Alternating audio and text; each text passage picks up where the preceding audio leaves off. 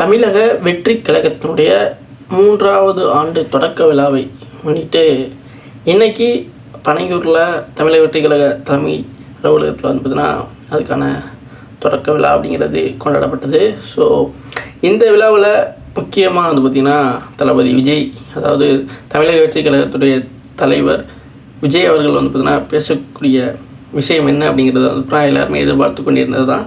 So அதில் அவர் பேசிய முக்கியமான விஷயங்கள் வந்து இந்த ஒரு வீடியோவில் நம்ம வந்து டீட்டெயில்டாக பார்க்க போகிறோம். ஸோ அங்கே பார்க்கலாம். முதல்ல தளபதி விஜய் அவர்கள் பேசினது முக்கியமாக வந்து பார்த்தீங்கன்னா அதுக்கு முன்னாடியே நான் தன்னுடைய அறிக்கையில் வெளியிட்டிருந்தது என்ன அப்படின்னா, கடந்த 2 ஆண்டுகளில் பல்வேறு இயல்புக்கு மீறிய பல்வேறு கட்டங்களை தாண்டி தான் வந்து தமிழக வெற்றி கழகம்ங்கிறது தொடர்ந்து பயணித்து வருது. இதில் இந்த 3ஆம் ஆண்டுங்கிறது ரொம்ப முக்கியமான ஒன்று. இந்த 3ஆம் ஆண்டு தொடக்கத்திலே வந்து பார்த்திங்கன்னா 2026ஆம் ஆண்டுக்கான தமிழகத்திற்கு சட்டமன்ற தேர்தல் அப்படிங்கிறது வருது. இதில் முக்கியமாக ஆட்சி அமைக்க வேண்டியது நமது கடமையாக இருக்குது அப்படிங்கிற பல விஷயங்களை வந்து தன்னுடைய அறிக்கையில் வந்து சொல்லியிருந்திருப்பார். ஸோ இதை தாண்டி இந்த விழாவில் என்ன மாதிரியான விஷயங்களை பேசுனாங்க அப்படின்னு பார்க்கும்பொழுது, முதல்ல எல்லாரும் தளபதி விஜய் அவர்கள் மீது வைக்கப்பட்ட ஒரு முக்கியமான கோரிக்கையாக வந்து பார்த்திங்கன்னா இந்த செய்தியாளர் சந்திப்பு அப்படிங்கிறது இல்லாமல் இருந்துச்சு அப்படிங்கிறத வந்து சொல்லியிருந்தாங்க. ஸோ இதுக்கெல்லாம் வந்து பார்த்தீங்கன்னா நிறையா பதிலையுமே வந்து இந்த ஒரு வீடியோவில் அவர் வந்து சொல்லியிருப்பார். முதல்ல அனுபவம் ஏன்னா அந்த அனுபவம் பற்றி சொல்லும் பொழுது எம்ஜிஆர் அவர்கள், அறிஞர் அண்ணா அவர்கள் எல்லாரும் அமர்ந்த இந்த இருக்கையில் வந்து அமர்றதுக்கு விஜய்க்கு என்ன அனுபவம் இருக்குது அப்படிங்கிற மாதிரியான பல்வேறு தலைவர்கள் வந்து கேள்வி எழுப்பியிருந்தாங்க. ஸோ ஒரு சினிமாவிலேருந்து வந்தவருக்கு எப்படி வந்து பார்த்திங்கன்னா அரசியல் அனுபவம் இருக்கும் அப்படிங்கிறது வந்து பார்த்திங்கன்னா எதிர்கட்சி தலைவராக இருந்த திரு எடப்பாடி கே பழனிசாமி அவர்கள் வந்து வச்சுருந்தாங்க. ஸோ எந்த ஒரு அனுபவமே இல்லாமல் எப்படி தமிழகத்தை வந்து ஆள முடியும், ஆளுவோம் அப்படிங்கிற மாதிரியான பல்வேறு கட்ட விஷயங்களை வந்து மக்கள்கிட்ட வந்து சொல்கிறாங்க அப்படிங்கிறது வந்து விஜய் அவர்கள் வந்து மறைமுக விமர்சித்து வந்து பேட்டி அளிச்சிருப்பார் சமீப காலத்தில். ஸோ அதற்கு பதிலளிக்கும் விதமாக தான் வந்து விஜய் அவர்கள் வந்து இந்த ஒரு விஷயத்தை வந்து சொல்லியிருப்பார். ஸோ எம்ஜிஆர் அவர்கள், அண்ணா அவர்கள் அமர்ந்த இடத்த வந்து இவர் எப்படி வந்து அமர்ந்து அதுவும் எந்த ஒரு அனுபவமே இல்லாமல் இருந்த அப்படின்னு சொல்லிட்டு வந்து சொல்லியிருப்பாங்க. இதுக்கு அதை வந்து பார்த்தீங்கன்னா விஜய் அவர்கள் எப்படி சொல்லியிருப்பாங்க அப்படின்னா, இதே மாதிரியான விமர்சனத்தை தான் எம்ஜிஆர் அவர்கள் வந்து சினிமா விட்டுட்டு அரசியலுக்கு வரும்பொழுதே வந்து பல்வேறு கட்ட தலைவர்கள் வந்து வச்சுட்டு இருந்தாங்க. ஸோ அதே மாதிரியான விமர்சனத்தை தான் தொடர்ந்து வந்து வச்சுக்கிட்டே வராங்க அப்படிங்கிறத வந்து சொல்லியிருப்பார். அதை தாண்டி வந்து பார்த்தீங்கன்னா சமீபத்தில் பாஜக கூட்டணி, அதாவது அதிமுக பாஜக கூட்டணி வந்து இணைந்து கூட்டணி தலைவர்கள்லாம் ஒன்றிணைஞ்சு முதல் அறிமுக அரசியல் கூட்டம் அப்படிங்கிற மாதிரி வந்து சொல்லி சென்னைக்கு பக்கத்தில் மதுராந்தகத்தில் வந்து ஒரு கூட்டங்கிறது கடைசி வாரத்தில் நடந்துச்சு. ஸோ அதில் வந்து பாரத பிரதமர் வந்து பார்த்தீங்கன்னா பங்கேற்றிருப்பார். ஸோ அந்த கூட்டணி வந்து யார் இருக்காங்க அப்படிங்கிறது வந்து அவங்களுடைய அறிவிப்பை வந்து அந்த ஒரு இடத்துல வந்து அனௌன்ஸ்மெண்ட் பண்ணியிருப்பாங்க. ஸோ அதை வந்து பார்த்திங்கன்னா சொல்லும் பொழுது வந்து அங்கே பிரதமர் அவர்கள் பேசியிருப்பார். இங்கே அதாவது தமிழகத்திலையும் வந்து பாஜக தலைமையிலான இந்த கூட்டணி அரசு வந்து அமையும் பொழுது வந்து டபுள் இன்ஜின் சர்க்கார் வந்து அமையும். ஓகே, அதாவது இரட்டை இன்ஜின் அரசு வந்து அமையும். அதாவது எப்படின்னா இரட்டை இன்ஜின் அரசாங்கம் அப்படின்னு பார்க்கும்பொழுது உங்களுக்கு வந்து சில பேர் புரியாமல் கூட இருக்கலாம். அது என்னென்னா மேலே சென்ட்ரலில் வந்து பார்த்திங்கன்னா பாஜக எப்படி இருக்கோ அதே மாதிரி வந்து இங்கேயுமே மாநிலத்திலையுமே வந்து பாஜக தலைமையிலான கூட்டணி அரசோ அல்லது பாஜக அரசோ அமையும் பொழுது வந்து ரெண்டுமே, அதாவது அங்கே ஒரு திட்டம் வந்து பார்த்திங்கன்னா அனௌன்ஸ் பண்ணும் பொழுது அது உடனடியாக மாநிலத்தை செயல்படுத்துறதுக்கு வந்து வசதியாக இருக்கும். உடனடியாக செயல்படுத்துறதுக்கு எந்த ஒரு இடையூறு இல்லாமல் இருக்கிறதுனால உடனுடனே செயல்பாடு நடக்கக்கூடிய இருக்கிறதுனால இது வந்து டபுள் இன்ஜின் சர்க்கார் அப்படிங்கிற மாதிரி வந்து சொல்லுவாங்க. ஸோ அந்த ஒரு விஷயத்தை வந்து சொல்கிறக்காக தான் டபுள் இன்ஜின் சர்க்கார் அப்படிங்கிறத எல்லா இடத்துலையும் பல பேரும் பேசிகிட்டு இருப்பாங்க. அதற்கு வந்து பார்த்திங்கன்னா அதாவது பிரதமர் வந்து பேசிட்டு போன உடனே வந்து அதை விமர்சிக்கிற விதமாக வந்து தமிழக முதல்வர் இருக்கக்கூடிய திரு மு க ஸ்டாலின் அவர்கள் வந்து சொல்லியிருப்பாங்க, இது வந்து பார்த்தா டபுள் இன்ஜின் கிடையாது, டப்பா இன்ஜின் அப்படின்னு சொல்லியிருப்பாங்க. ஸோ இந்த 2 விமர்சனம் இருக்குல்ல, இது 2க்கு வந்து ஒரு அல்டிமேட்டாக வந்து பார்த்திங்கன்னா தளபதி விஜய் அவர்கள் வந்து இதில் வந்து பார்த்திங்கன்னா தன்னுடைய கருத்தை வந்து பதிவிட்டிருப்பார். என்ன அப்படின்னா, டபுள் இன்ஜினும் இல்லை, டப்பா இன்ஜினும் இல்லை, ஸோ டாப் இன்ஜின் எதுனா தமிழக வெற்றி கழகம் தான் அப்படிங்கிறத வந்து சொல்லியிருப்பார். ஸோ அந்த ஒரு இது வந்து வேறு லெவலில் இருந்துச்சு. ஸோ டபுள் இன்ஜின் வேணால் டப்பா இன்ஜின், அதாவது டபுள் இன்ஜின் சொல்கிறது பிஜேபி அதிமுக அலைன்ஸை, டப்பா இன்ஜின் சொன்னதுன்னா திமுக அரசு. அதே மாதிரி வந்து இந்த 2 இன்ஜினுமே வேணாம், ஓகேவா. ஸோ தமிழகத்துக்கு தாவேக்கா என்ற இந்த டாப் இன்ஜின் அப்படிங்கிற இதுதான் வேணும் அப்படிங்கிற மாதிரி வந்து அவர் வந்து சொல்லியிருப்பார். ஓகே, ஸோ அதே மாதிரி வந்து அடுத்த கட்டமாக அவர் பேசினது வந்து ஃபைனலாக இல்லை, பேசிகிட்டு இருக்கும்போது தான் சொல்லியிருப்பார், உங்களை நம்பி தான்ப்பா நான் வர்றேன், நீங்கள் தான்ப்பா இருக்கேன், உங்களை நம்பி தான் இருக்கேன் அப்படிங்கிற ஒரு விஷயத்த வந்து அதில் சொல்லியிருப்பார். அதை தாண்டி நிறைய பேர், அதாவது இந்த கேலி கிண்டல், அவதூறு, விமர்சனம் இதெல்லாம் வந்து பார்த்திங்கன்னா கவலைப்பட வேணாம் அப்படின்னு சொல்லிட்டு தொண்டர்களுக்கு வந்து உற்சாகப்படுத்தக்கூடிய ஒரு விஷயமா வந்து சொல்லியிருப்பார். ஏன்னா இப்போ அவர் அந்த கட்சியோட தலைவராக இருக்கிற பொழுதே பல்வேறு அரசியல் தலைவர்கள் அவர் வந்து பல்வேறு விமர்சனம் அவதூறுலாம் பேசிகிட்டு இருக்காங்க. அந்த காலகட்டத்தில் அவர் எப்படி அமைதியாக இருந்து எந்த இடத்துல பதிலளிக்கணுமோ அந்த ஒரு இடத்துல பதிலளிச்சுட்டு சில விஷயங்களை அப்படியே வந்து அமைதியாகவே வந்து ஸ்கிப் பண்ணிட்டு போகிறாரு. அந்த மாதிரியான விஷயங்களை வந்து பண்ணுங்க அப்படிங்கிறத வந்து சொல்கிறாங்க. அதை தான் நான் பொதுவாகவே நம்மளுமே வாழ்வியல் எடுத்துக்கணுங்கிறத தான் சொல்கிறேன். ஓகேவா? ஸோ எல்லா இடத்துலையுமே அதாவது இது அரசியல் சூழல் அப்படிங்கிறதுனால வந்து தளபதி விஜய் மேலே வந்து அவதூறோ விமர்சனம்லாம் வரல. அவர் வந்து ஏற்கனவே சினிமாவில் இருக்கும் பொழுதுமே பல்வேறு கட்ட விமர்சனம், கேலி கிண்டல் எல்லாத்தையும் தாண்டி தான் வந்திருப்பார். ஸோ அதனால தான் 30 ஆண்டுகளுக்கு மேலே வந்து பயணித்தாலுமே ஒரு உச்சபட்ச நடிகராக இருந்திருக்கார். அதே மாதிரி தான் தன்னோட அரசியல் வாழ்க்கையிலுமே தொடங்கி இருக்கிறதுனால அந்த இடத்துலையுமே ஏற்கனவே இந்த 30-33 ஆண்டுகளில் வந்து அவர் என்னென்ன மாதிரி விஷயங்கள்லாம் வந்து கற்றுக்கிட்டாரோ அதே விஷயத்தை வந்து இதுலேயும் நம்ம வந்து கண்டினியூ பண்ணோம் அப்படின்னா கண்டிப்பாக அரசியலும் ஒரு மிகப்பெரிய ஒரு சக்தியாக வந்து பார்த்தீங்கன்னா வர முடியும். அதை தாண்டி தமிழகத்தில் வந்து ஒரு முக்கியமான ஒரு அரசியல் மாற்றத்தை கொண்டு வர முடியும் அப்படிங்கிற ஒரு பேசிக்கான ஒரு மெத்தடில் தான் அதெல்லாம் போயிட்டுருக்காருன்னு நினைக்கிறேன். ஓகேவா? எஸ். ஸோ அடுத்ததாக வந்து பார்த்திங்கன்னா இந்த கேலி கிண்டல்களை பற்றி யாரும் கவலைப்பட வேணாம் அப்படிங்கிற ஒரு விஷயத்தை வந்து தொண்டர்களுக்கு வந்து அவர் சொல்லியிருப்பார். அதுக்கப்புறம் வந்து இந்த திமுக வந்து விமர்சிக்கிறதுக்கு வந்து புதுவிதமாக எப்படின்னா, இப்போ இந்த இடத்துல திருவள்ளுவர் அவர்கள் இருந்திருந்தால், அதாவது இந்த டிஜிட்டல் உலகத்தில் திருவள்ளுவர் இருந்திருந்தால் வந்து திமுகவுக்குன்னு ஒரு குறள் எழுதியிருப்பார்.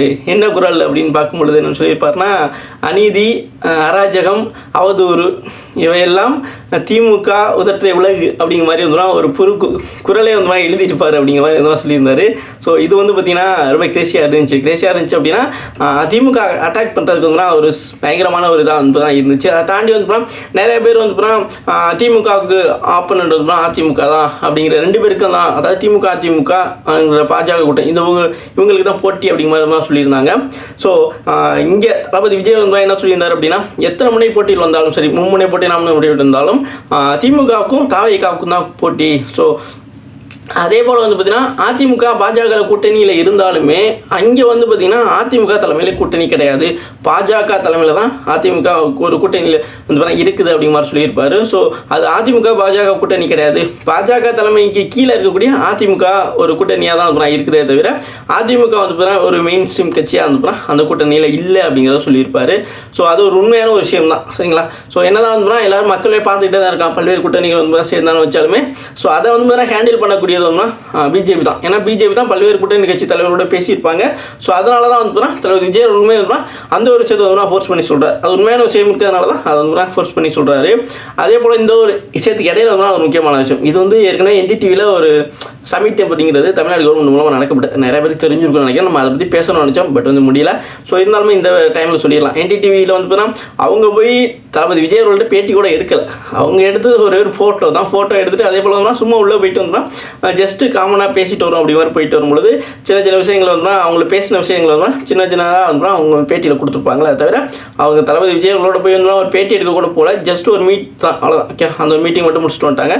அதுக்கு முன்னாடி NDTV சார்பில் தமிழக அரசு சார்பாக நடத்தப்பட்ட ஒரு தமிழ்நாடு சமிட் அப்படிங்கிற ஒரு நிகழ்ச்சி வந்து நடைபெற்றுச்சு. ஸோ அதில் வந்து நான் தமிழக முதல்வர் பங்கேற்றுக்கிட்டார், அது மாதிரி MP கலந்துக்கிட்டாங்க, அதுக்கப்புறம் மினிஸ்டர்ஸ், தமிழ்நாடு மினிஸ்டர் கலந்துக்கிட்டாங்க. அதுக்கப்புறம் வந்து அது வந்து பார்த்திங்கன்னா ஒரு கட்சி ரிலேட்டடான ஒரு விஷயமா போகக்கூடாது அப்படிங்கிறதுக்காக சும்மா வந்து ஆப்போசிஷன் பார்ட்டியில் இருக்கக்கூடிய ADMKலேருந்து சில முன்னாள் அமைச்சர்கள் MLA வந்து பங்கேற்றுக்கிட்டாங்க. அதுபோல் வந்து அருண்ராஜ் ஐஆர்எஸ் இருக்காங்களே, தமிழக வெட்டிக்கலாத்துறை, அவர்களே வந்து சும்மா பங்கேற்கிறதுக்கு மூலமாக கூப்பிட்டுக்கலாம். ஏன்னா ஒரு கட்சி சார்பாக நடந்துச்சு அப்படிங்கிற மாதிரி சொன்னோம் அப்படின்னா விமர்சனத்துக்கு உள்ளாகும் அப்படிங்கிறதுனால பங்கேற்ற வச்சாங்க. ஸோ இந்த மாதிரி விஷயங்கள் நடந்தாலுமே அந்த விஷயத்தை வந்து யாருமே பெருசாக பேசலை. பட் வந்து தமிழ்நாடு கவர்மெண்ட் தான் நடத்தின ஒரு விஷயம், கவர்மெண்ட்டோடைய ஒரு விழாவாக தான் அது பார்க்கப்பட்டுச்சு. ஏன்னா கவர்மெண்ட் தான் ஃபண்ட் பண்ணி அந்த ஒரு விஷயத்தை வந்து நடந்துச்சு. பட் வந்து அந்த தமிழ்நாடு சமிட் அப்படிங்கிற ஒரு விஷயம் வந்து பெருசாக வைரல் ஆச்சா அப்படி மாதிரி தான் கிடையாது. ஸோ அதுக்கு இடையில் வந்து பார்த்தீங்கன்னா தளபதி விஜய் அவர்களோட அந்த NDTV எடிட்டர்ஸ்லாம் இருக்காங்களே, எடிட்டர்ஸ் அப்டேட் இவங்கெல்லாம் போயிட்டு வந்து பார்த்தா ஒரு சின்ன மீட்டப் முடிச்சுட்டு வெளியே வந்துட்டு ஒரு ஃபோட்டோ போட்டாங்க. அதுதான் வந்து ஹைலைட்டாகவே இருந்துச்சு. ஸோ அந்த ஒரு ஃபோட்டோ மட்டும்தான் அதை வச்சு வந்து பல்வேறு அவதூறுலாம் வந்துச்சு. ஸோ அதனால தான் வந்து தலைவர் விஜய் அவர்கள் வந்து இங்கே வந்து சொல்லியிருப்பார், இந்த கேலி கிண்டல் அவதூறுகள் அந்த மாதிரி விஷயங்கள்லாம் பற்றி கவலைப்பட வேணாம், அது கடந்து போகணும் அப்படிங்கிற மாதிரி சொல்லியிருப்பார். அந்த திருக்குறள்லாம் வந்து வேறு லெவலில் வந்து ஹைலைட்டாக இருந்துச்சு. அதே மாதிரி வந்து பாஜக தலைமையிலான கூட்டணி வந்து ரொம்ப பயங்கரமாக வந்து பார்த்தீங்கன்னா விமர்சிச்சுருந்துருப்பார். அதே போல் விசில் சத்தம், இந்த சின்னம் கிடச்சிச்சில, விசில் சின்னத்தை வச்சு வந்து ஒரு விஷயம் சொல்லியிருப்பார். விசில்லேருந்து வரக்கூடிய சத்தம் வந்து பார்த்தீங்கன்னா ஊழல் சக்திகளை வந்து பார்த்தீங்கன்னா ஓடக்கூடிய ஒரு சத்தமாக தான் வந்து பார்த்தீங்கன்னா இருக்கும் அப்படிங்கிற மாதிரி வந்து பார்த்தீங்கன்னா சொல்லி இருந்திருப்பார். அதே போல் வந்து கருத்து கணிப்பு அண்மையில் வந்து பார்த்தீங்கன்னா எல்லா ஊடகத்துலையுமே முக்கியமாக சில ஊடகங்கள் வந்து கருத்து கணிப்புகளை வந்து வெளியிட்டுக்கிட்டே இருந்தாங்க. ஸோ இந்த CO2 கருத்து கணிப்பு அப்படிங்கிற ஒன்று வந்துச்சு. அதே மாதிரி வந்து இந்த இது முக்கியமான ஒரு தமிழ் சாணக்கிய அப்படிங்கிற ஒரு சேனல் இருந்துன்னா தினமலர் மூலமாக வந்து அந்த ஒரு கருத்து கணிப்பு வந்து ரிலீஸ் பண்ணிக்கிட்டே இருந்தாங்க. ஸோ இது எல்லாத்துலேயுமே வந்து பார்த்திங்க அப்படின்னா கருத்து கணிப்பாக இல்லை, அது வந்து கடுப்பு கணிப்பாக இருந்துச்சு அப்படிங்கிற மாதிரி இருந்ததுன்னா அதை வந்து விஜய் அவர்கள் வந்து விமர்சிச்சிருப்பாங்க. எப்படின்னா கருத்து கணிப்பு இல்லை, இது வந்து கடுப்பு கணிப்பு அப்படிங்கிற மாதிரி சொல்லியிருப்பாங்க. ஏன்னா அந்த ரெண்டு இதுலையுமே பார்த்தீங்க அப்படின்னா டிஎம்கேயும் ஏடிஎம்கேக்கும் இடையே மாதிரி தான் போட்டி அப்படிங்கிற மாதிரி வந்து சொல்லியிருப்பாங்க. அது பெருசாக வந்து ரெண்டு இதுலையுமே வந்து டிஎம்கே தான் வந்து வின் பண்ணும் அப்படிங்கிற மாதிரி எல்லா இடத்துலையுமே போஸ்ட் பண்ணியிருந்தாங்க.